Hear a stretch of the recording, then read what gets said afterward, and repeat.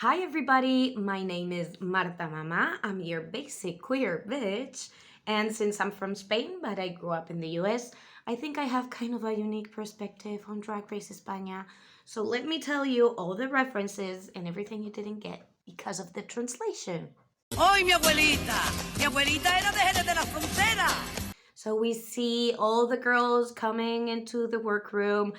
They're like riding each other and they're singing 12 cascabeles tiene mi caballo by Joselito, link down below. And then we get to know that two of the queens have a little something going on, and those are Onyx and Draxethles, and they're both like with Benedita, probably considered the trade of the season. I don't know. They want to keep that private for the moment.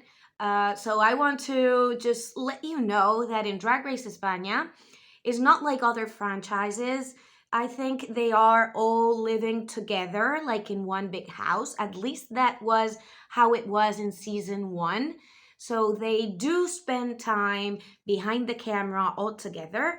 I do think that is one of the key things for, for the show in Spain and why it is so successful, because they have time to have real relationships. They can also have their private moments with their friends. So yeah, we'll see what's going on between Onyx and Draxethles. Could you imagine how cute their babies would be? When they're talking about that, Onyx is saying, tú y yo hemos tenido una noche de amor. Hemos tenido una noche de amor. They're referencing this sentence that was very, very famous in the tabloids between Bárbara Rey and Chelo García Cortés, two ladies that had a one night of passion and love, and after that nothing else happened because one of them wasn't really a lesbian. Can you believe it? Then we have the reading challenge. So reading challenge in the second episode is kind of a like, why don't you wait until like episode 4, 5, 6? But well, this is what we have. We're going to talk about it. Of course, like everyone tried their little reads. You can really tell that most of them hadn't prepared anything, so they're not really good. Sharon has a lot of experience and she does a great job. Stethles does a great job, even though it's a fat joke, but well, they laughed. I love that Estrella is living. Every time they read her, she is so excited, like, yeah, they're reading me, I love it. Yeah, 100% I can relate. Onyx did a very good job too when she said like Ariel Rick and things like that. And Judy, this sweet little thing, she has venom inside. So I wasn't expecting that type of read from her. But yeah, the thing is that the reading challenge itself was not funny. But the funny part were the answers that each one of them were giving. For example, there are a couple of them that haven't been translated through WOWPresents. So let me explain you. Estrella says to Samantha that they have to do a movie after the show where Samantha is Voldemort and she is Hagrid.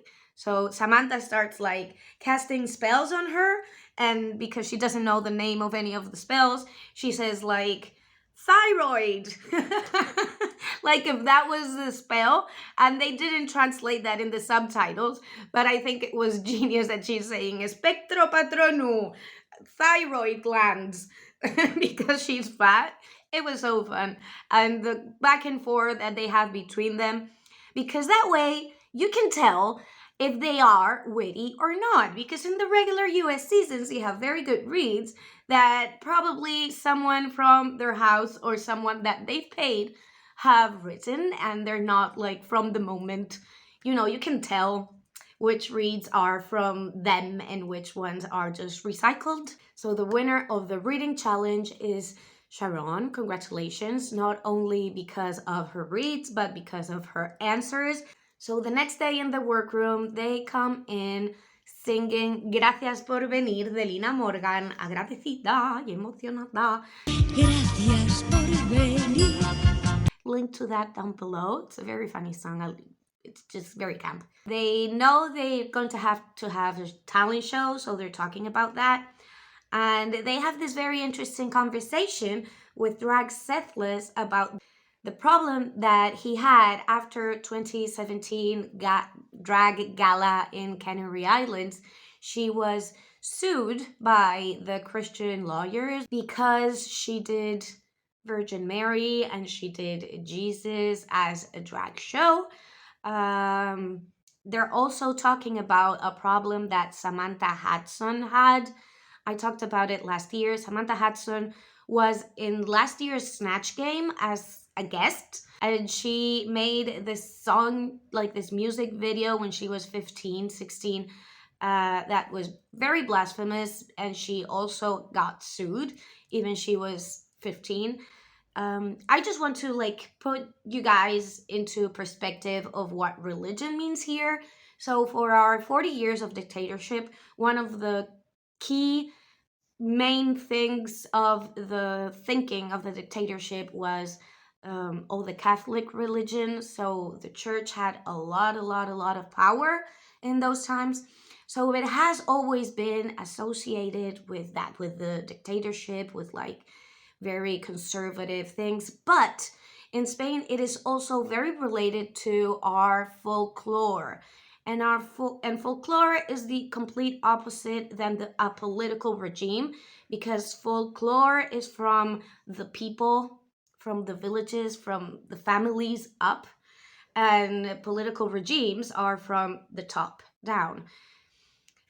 Religion is very, very key to almost all the traditions and all the festivities that we have in Spain, but it was like that even before the dictatorship. A lot of young queer people are not interested in any of our folklore or religion because they associate that with big LGBT hatred, which I understand. But there are many other queer artists that use religious images. Religious folklore, religious symbolism is not something that is just owned by straight white people. It also belongs to the LGBT community. It is the folklore and the traditions and the religious ideas of everyone, not only straight people. And when straight people try to use their artistic expression to talk about religion, then there's no problem at all. But when you try to do it in with the queer arts, then it's when it's problematic. When really, if you look at it, most of the people that are behind many of these traditions, for example, in Spain we have, especially in Andalusia, Semana Santa, that's in the Easter week. They would have these parades, these processions, where they would take the virgins and the saints out to the street. The people that are behind that artwork, the people that are known for dressing up the virgins specifically, that's a specific job here in Spain. Those traditionally have been gay men. So we live in a situation where the LGBT community can be behind the scenes, but they cannot express themselves artistically talking about religion when it's the same religion for LGBT and straight people. And it is not 100% valid to just use the LGBT people for the things that you want them to do because they do so great, because they have such a good taste. So let's have them do all the artwork, let's have them dress all the virgins, and then let's make impossible for them to express themselves in any way using all these symbols. Then they also have a conversation with Onyx and Ariel Rick talking about mental health. Very interesting conversation, very needed. As much as we talk about mental health all the time, it's always good to have that on TV. But when I saw this, I immediately said, okay, Ariel is going home. Because she was getting airtime where she hadn't had any airtime before, and the way she was talking. So the guest judge this week was La Zoe Puta. She is a trap and rap reggaeton singer. She's an interesting figure because she tries to be as trashy as possible, and she's called La Zoe Puta, which means Zoe Ho. Her dad was very big in flamenco, and her mother wrote poetry. Her songs are always about, bitches and money and, female empowerment as well, She was the one who played Sonia Monroy in Veneno. You cannot see, she's not one of the main characters. And then we have the news that the season 1 girls are coming back. So the girls come out. We have Macarena looking gorgeous in pink with Pedro Bejar. Then we have Drag Vulcano. She was wearing this beautiful hair piece that she wore in El Hotel de las Reinas. That's the tour that they did. Then we have Inti wearing a Palomo's Paint, looking gorgeous. I love that she's back. I just love that she said, fuck you, I'm coming back. I don't care what you say. Love her. Arancha with their cute reveal of the nipples with the stars. I thought that was just very, very cute. Ugacio. What? Oh my God. Ugacio? Oh my God. Yeah. So yeah. Dovima with the head. Girl. Like, what? What are these looks? I'm just not. You have Poopy Poison looked amazing.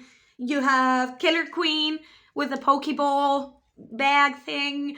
You have Sagittaria looking absolutely phenomenal.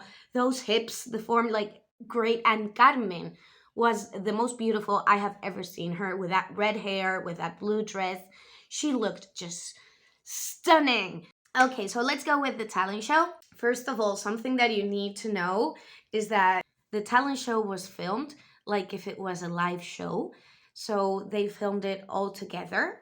And I do believe that they filmed the talent show and the runway in the same day. So it must have been a really, really long day. But the way they filmed the talent show is that in between the girls, they would put up like a black screen in front of the judges so they couldn't see the stage. They would change everything in the stage, and then the black screen would go down. So it was like a live show where they kept in mind that they wanted the reactions of the judges to be 100% true. So I thought that was an amazing thing that the production did. Like, we love the reactions of the judges because they are true and they're authentic. That's like the little behind the scenes that was going on. Draxethles comes out. The judges didn't know that that car was Draxethles. Like, you didn't know it. I didn't know it. I have seen that gag 800 times, but I wasn't expecting that. What Draxethles did is Canary Island drag. And it's not even the most impressive Canary Island drag, but that is that style of drag. That's what they do. This is what you would see at Gala Drag del Carnaval de Las Palmas, Gran Canaria. If we hadn't had a talent show, there is no logical way that you would have experienced what Canary Island drag is. So that's what I'm super happy, because this is the only context where you guys can experience what Canary Island drag means. She did a great job. She jumped from the top of the thing of the box wearing this huge platform boots. Like, it was just super, super, super crazy. Amazing. Like, everyone was gagging. I was screaming. Like, I lost my voice. I couldn't film yesterday because I didn't have any voice, because I was screaming to my TV. So yeah, very cool. Next we have Hota Caracota, who is showing off a lot of different talents. She comes out and she's playing Toccata y Fuga de Bach, and then she takes off her robe and she is wearing like this is a very recognizable Pedro Bejar dress because of the ruffles and everything. You really know which designer made it.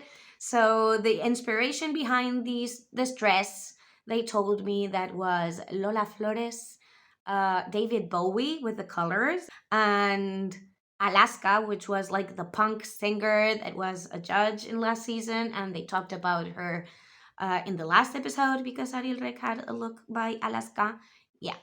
So I think it was a super cool look. The thing is that she starts like singing, rapping. These are called tanguillos. It's like a part of flamenco or a part of folklore. Tanguillos de Cádiz. Specifically, this is a version of El Tanguillo de la Guapa de Lola Flores. And this is a mixture between like flamenco and rapping. It's not like rapping, but you know, rapping makes sense in the origins, and every single culture has something similar to rapping. This would be the Spanish traditional version, where you have like a bass and you just rap. And many times it's very like witty and funny, and they make up all these rhymes. And Jota says that she was 100% freestyling this. I don't know if I believe her. I want to believe her. So that's like, how can you freestyle that fast? All those things about everything that was going on. She does that in her shows. So if you ever go to a Hota Caracota show, she will start with everything that is going on around her. So that was her talent. So very, very interesting. These Tanguillos de la Guapa by Lola Flores have been referenced in like many other times. I'm going to leave you another reference to those tanguillos by La Terremoto de Alcorcón. That's a drag queen who is a cis woman, and she's a singer in Spain. And she also did a version where she said that Lola Flores was the first rapper that we had in Spain. And I think that's very, very accurate. You can see how the tradition and the new times just like kind of merge. Jota gave me the vibe of like a child prodigy. She is only 18. She can like play piano, make all these rhymes very, very fast in her head. So talented. And she also has a vision of who her character is. Even though she is 18, she has been working since she was like 13 years old. So don't underestimate her. Then we have Ariel Rick. She's doing a lip sync of Tarantula. That's her single. The thing is, this was good. It was a very good lip sync of her song.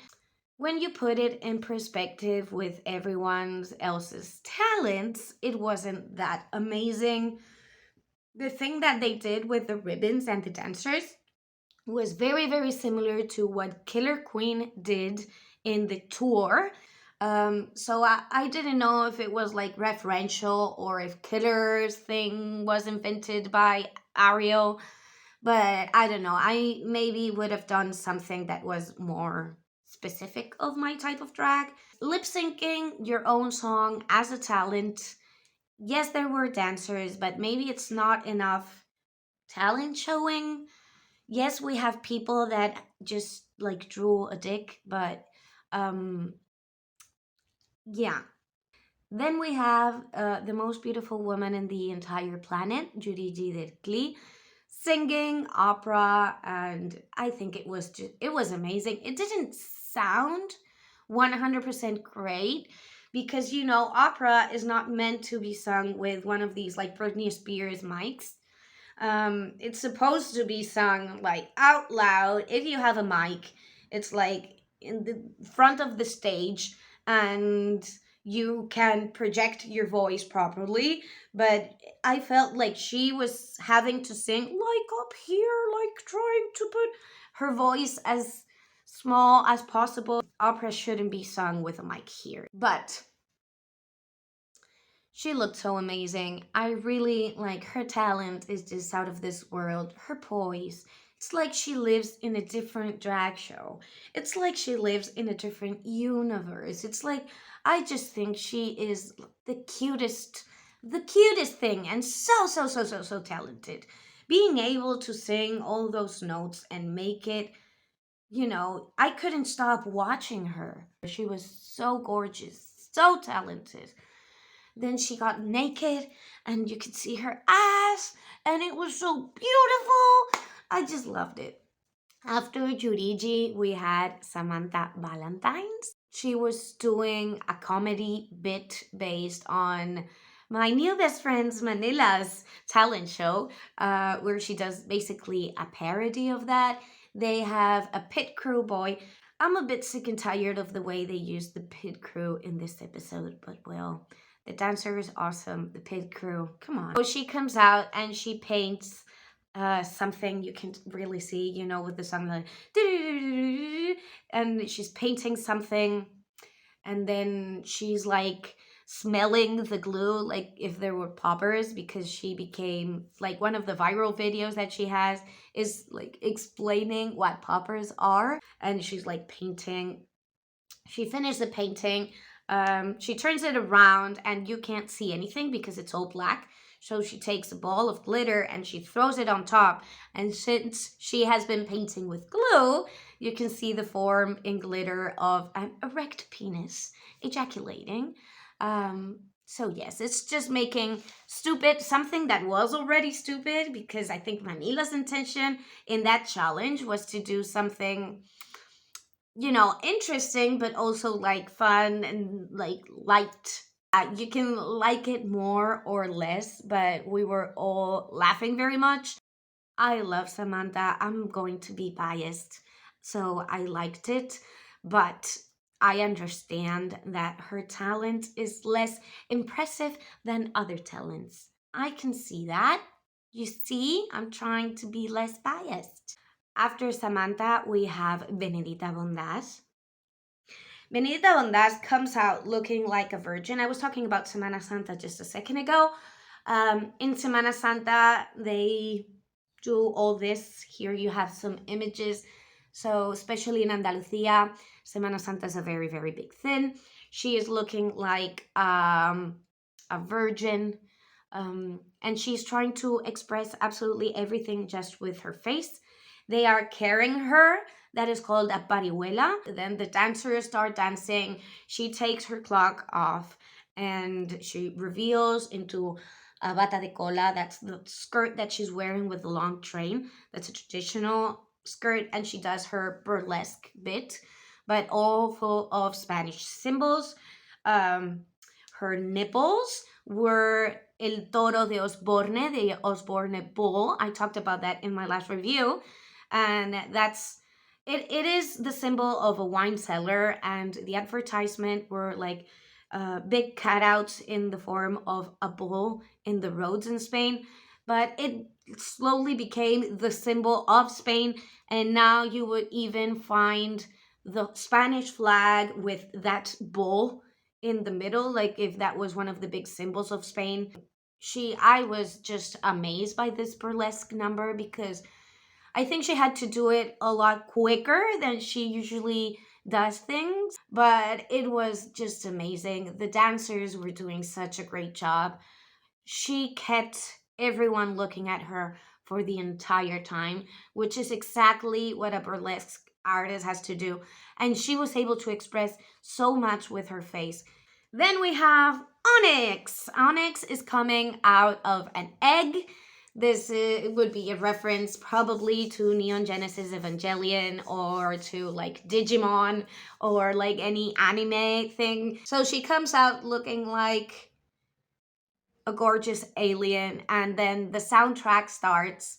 I'm liking very much both Benedita and Onyx soundtracks, the song that they have, because they chose something very like club like. It's not so much TV RuPaul's Drag Race, but this is something that they would probably play in a club. And the voiceover is super funny. She's saying that she's an alien whore and that she came to Earth, and I don't know. The thing is that a birth, I have given birth a couple of times, is not something that has enough of a story to portray in a whole song, because a birth is just like pain, pushing, and baby. And that's all the story time of a birth. I would have loved it if she had performed the song or done like a bit with the song, and maybe the birth of a baby is something like 5 seconds, like bloop, and a baby comes out. I would have preferred that. Then you have all the thing that she is giving birth, like, like a mammal to this baby, but she comes out of an egg, and she comes out of the egg already pregnant. I love all those details. I love when it doesn't make sense. I love it. That's the way I want it. I want it to not make sense. That's what I like. The problem with her is that I don't know if she is that type of drag queen who is on top of a stage having to do a bit that is about her talent. I don't know. But can we talk about how amazing she looked when she removed the helmet with this makeup? Can we talk about that? Can we? After Onyx, we have Marina. Marina does a bit in the first half of the bit. She is dancing tango and salsa with the dancers. I didn't know she could move like that. I'm very biased with Marina. I will love everything she does, but the way she moves is just like, what? How do you know how to do that? How do you get to learn how to do that? And then the song stops and all the dancers pick up these ring lights. And she does this thing where she takes off. The reveal is like a tiny little piece of cloth covering her nipples. So she starts showing her nipples, which is very much her style, showing off non-binary nipples. I'm not going to call them boy nipples, because a lot of girls have those nipples too. And they're very valid nipples for a girl. But it's like her thing, showing off the nipples. But everything was so amazing that no one even flinched when she did that. Then she jumps to this song with her voice where she is talking about the most interesting thing about the song. It wasn't only how she performed it, which was very, very interesting. It was also the lyrics. So please go back to the episode and look at the lyrics because she is talking about, why am I not allowed to be sexy? Why can't I just be sexy? Because I am a non-binary person. So why am I just not allowed? Why is all this forbidden? I just want to feel myself. I just want to walk down the street wearing my panties. Why, if a woman is wearing a bikini in the beach, it's perfectly fine. But if I'm wearing a bikini in the beach, then I am being some type of weird pervert that wants to do something to your children. Like, why am I not allowed to just be myself and feel sexy?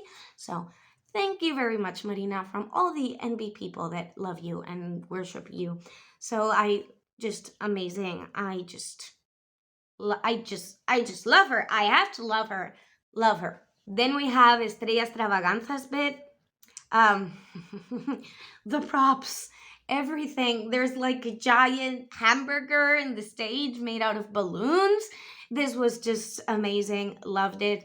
She has been doing this song called Gorda y Divina with Roar by Katy Perry in the background. And it has always been like, porque estoy gorda y divina. She has been doing that song for years, but she couldn't do that here because of copyright issues, so she changed the whole song with the same concept, and it was just so fun. It was like burlesque, but make it divine. And do you know Meatball from Dragula? Was he from Chicago, maybe? Meatball, that's another drag queen. She, a lot of references, the ketchup and mustard and the hamburger and the diner lady hair and, but she's revealing the hamburger, all these layers. And when she shows off her titties, she has tassels that are like little ketchup packets. And she starts swinging them around. And then she squeezes her boobs and she starts lactating ketchup and mustard. Like her brain. I was screaming. I needed a break. At this point, I was just like, please, Lord, I cannot. I'm just like, who is going to win? How are they going to make someone go home? Like, I do not understand what's going on. I'm overwhelmed. I love Estrella's number, and I think she is genius, and she is so, so charming and so unafraid. And the lyrics of the song are also very cool about, body positivity and how it feels being like a fat queer person. I just love her. I love her. After that, we have Sharon. And then, I'm Sharon, like what? Like what? Like what? Sharon comes out looking all gorgeous. Forget all the props. Forget all the dancers. Forget everything. It's just her with a little puppet. That's basically Louis Armstrong. And she is doing this summertime bit where she sings with the voice of the lady, and the little puppet sings with the voice of Louis Armstrong. And it's just amazing. You cannot, like, the first 10 seconds after everything, I was already like screaming and crying. I had already lost my voice. And when I saw this, I said, well, there it is. She's winning. She's winning. Like, there's no other way around it. She is so talented. You can tell that she has a lot of experience and that she tried to do something minimal. Doing that with your voice is so impressive. She looked so gorgeous. She did something very, very minimal. She did something very classic. We've seen bits like this since, forever, but she did it so well done. Amazing. And then we have Diamante Mary Brown. Like, what? What? With this song called Chocolate. You can check that song out.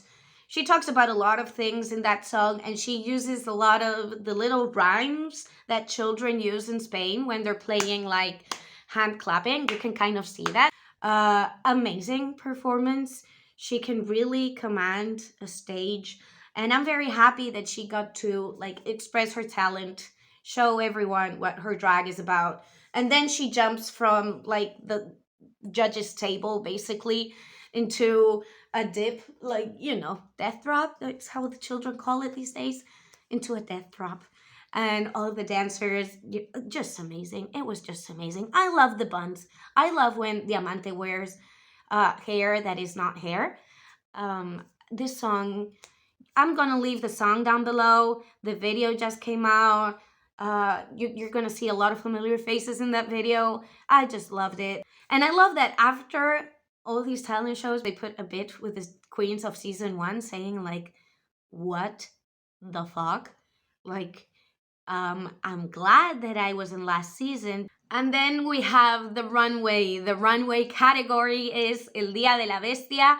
El Día de la Bestia is this movie. It's completely very, very stupid horror film. Very camp. I just love it. Go watch it. I recommend it. In the runway, first up is Hota Caracota. She is wearing this look that another drag queen helped her with the design and, everything. It's like a collaboration with Jade. She is a drag queen from Córdoba. And I love that the concept is like alien executive, like her brains. I think that's hilarious. She had like an amber stone in her belt with a bug inside. Like, I thought it was very, very clever. The makeup was similar to the one Onyx is wearing, and Onyx did it in a way that's a lot more spectacular. So maybe that would be a downfall, but the problem is that the level is so high that there's just no way. The tights she's wearing are like pink. I would have rather have maybe green tights, just like her skin color, or even orange, like her hair tights, but I'm just nitpicking. Then we have Judy looking absolutely stunning. She didn't get to look ugly. She looks gorgeous, but in a monster way. I don't know if this is monster enough for them. It is for me. I just love it. I think it's scary. I love that the flowers are like pink, magenta, but the bodysuit that she is wearing is red. So those are two colors that clash completely, but here it works because if not, you would have lost all the roses. I loved it. For me, Judy G was one of the tops this episode, but well, okay.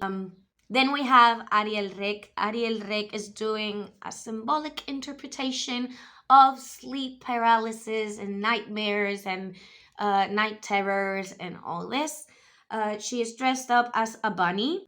I know this wasn't supposed to be a scary bunny, but you know, I would have done a scary bunny that reveals into another thing. Then she reveals into this creature with like, she has balloons underneath, like clear tights. So it looks like maybe tumors or, you know, big pimples coming out. When she presses the heart, there is liquid coming from everywhere. So let me be clear, this is a super, super cool look, but the level was so high in this runway.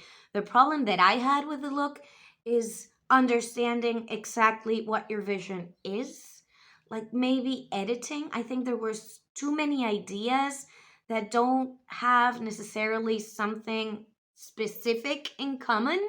So there are a lot of things like, why are all these things? Why is the blue, like, I didn't understand 100%. So maybe it's just me because I am kind of stupid, but maybe it was just too many things. Then we have Samantha Valentines. She is dressed up as a girl that's addicted to plastic surgery, and she's so addicted that she cut her face off. Samantha has been doing like plastic surgery looks every single Halloween for the past years, but never this one. She removes her face. I think that was so cool for her to do. She removes her face and you can see like all the flesh and everything. She is wearing one pump and one slipper. I thought that was genius. She did a very, very good job. The thing is that maybe it wasn't impressive enough for this level. The judges talk about Marisol La Cirujana, who was like a fake plastic surgeon that was known by all the trans community, and she did all these like super botched jobs. She is funny, she is charming. It's just the brain of the person who thinks in wearing one pump and one slipper is exactly the type of energy that I want to have in Drag Race España. Everything is like more and more expensive. Here in her look is just genius. I only want genius. I don't want drag to be about privilege, about who has the money, about who has the contact. I want smart people doing their drag. Then we have Onyx look. Yeah. Exactly. Yeah. What can I say? We were all gagging. We were all 100% gagging.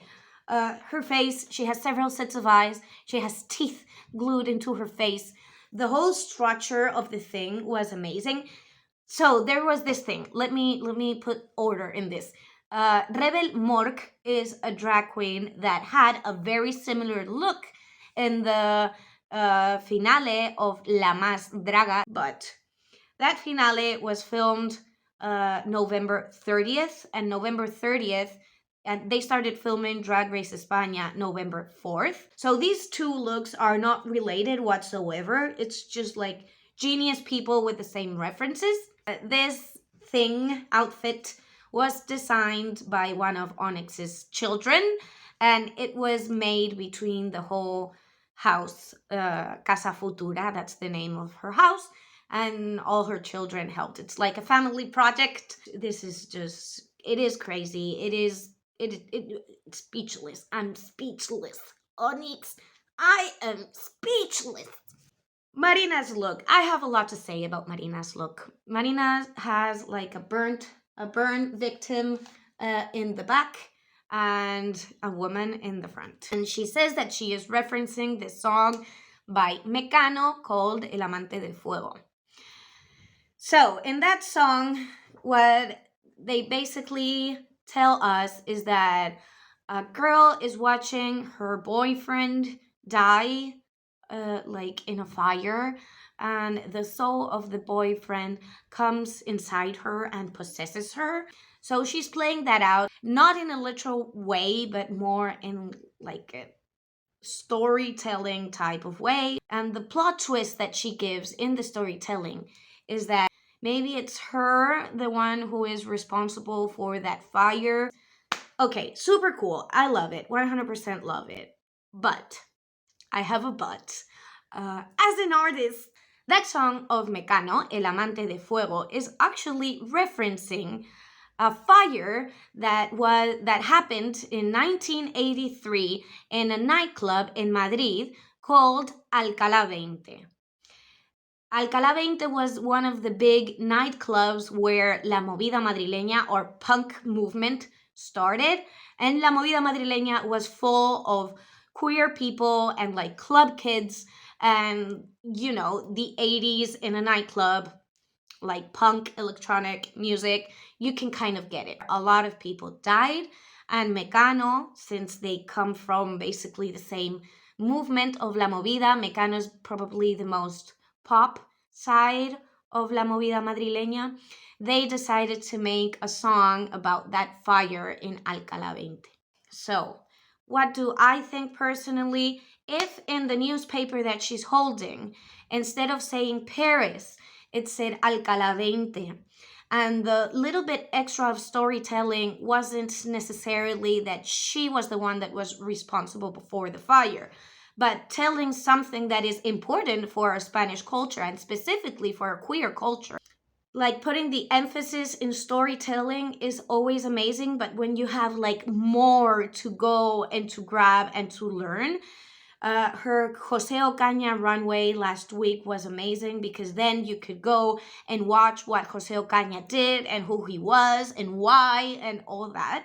I think that if she had something referential to reality and our history, I think it would have been better.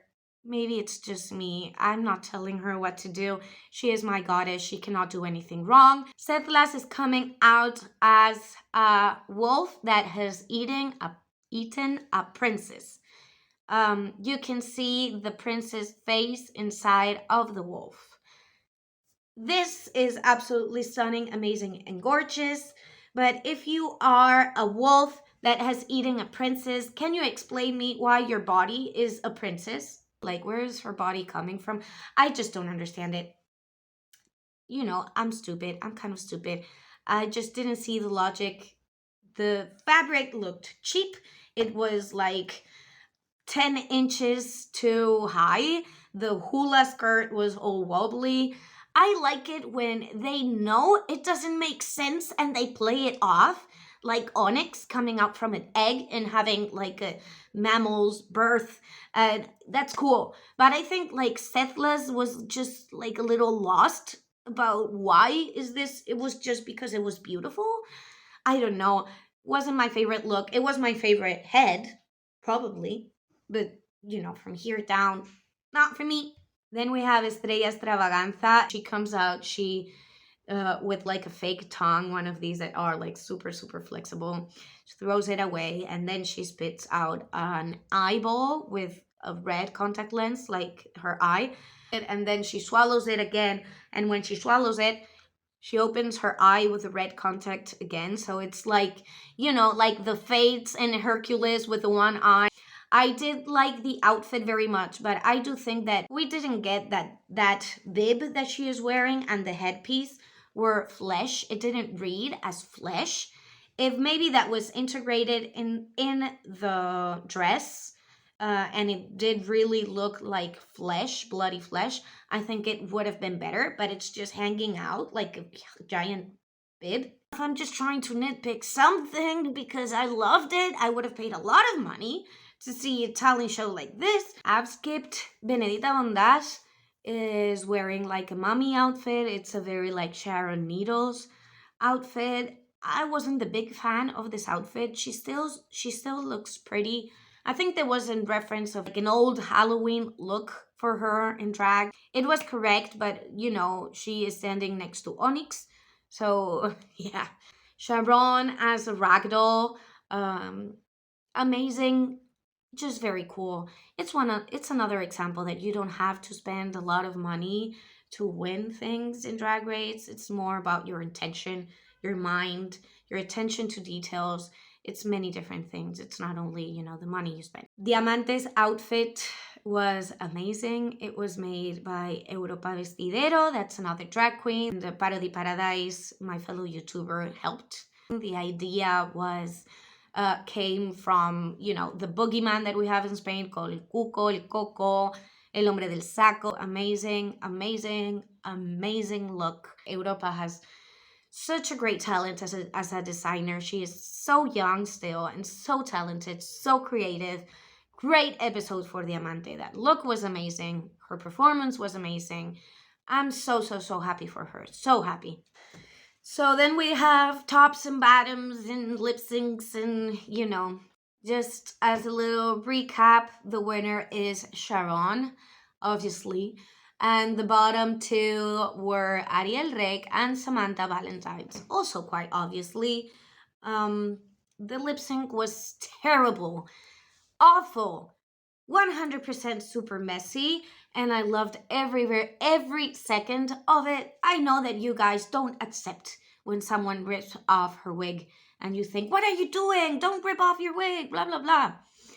Okay, that's great for you guys. That works great for you guys, but she is going to act like herself. She is making her own artistic decisions. She doesn't need your help. This has been filmed months and months ago. Stop writing her and saying, don't rip off your wig, are you stupid? Like, people are being super mean with Samantha online, and I think you're just not getting it. And she chose to be 100% herself. She chose to have as little help as possible. She chose to be herself in a drag competition, knowing that this is probably something that won't make her win. But she decided to be herself, and not prepare and be obsessed by winning or losing. And I think that's something like very freeing, very punk, very fresh about people that come into Drag Race and are not obsessed with portraying the American stereotype that you have of drag through Drag Race. If you had to pay to go to see one of these two queens, who would you pay money to go watch live? Ariel Rick or Samantha Valentines? So the main thing about this episode is that it is the highest ranked episode in the history of any franchise of RuPaul's Drag Race. Right now it has a 10 out of 10 in IMDb. The production not only chose for this to be one of the main challenges, they also chose this challenge to be in the second episode. They also chose to help them have as many props as they wanted and dancers. And you can see that the production works in favor of the girls, which is something you do not see in any other franchise, like almost any other franchise. And they still made awesome, good TV. So thank you very much to the production, to the people that are behind Drag Race for understanding what needed to be done. This is amazing because this episode was about their talent. If we hadn't had this episode, you would have never experienced what Hota Caracota does being a folklorica.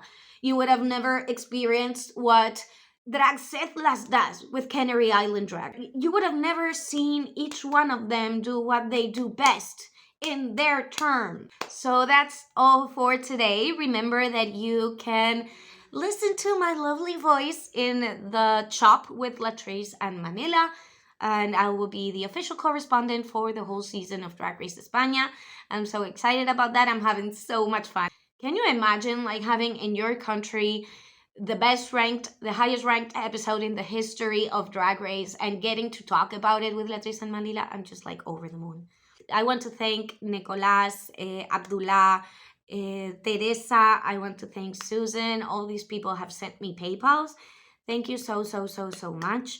I am, let's say, unexpectedly between jobs right now. That's a nice way to say it. Having to rely a little bit more on my YouTube for, you know, making any type of money. So it really does mean a lot because, yeah, single mom and between jobs right now. So thank you very much.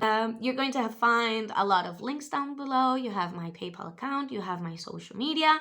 That's all for today. So thank you very much for watching. I love you. Stay queer.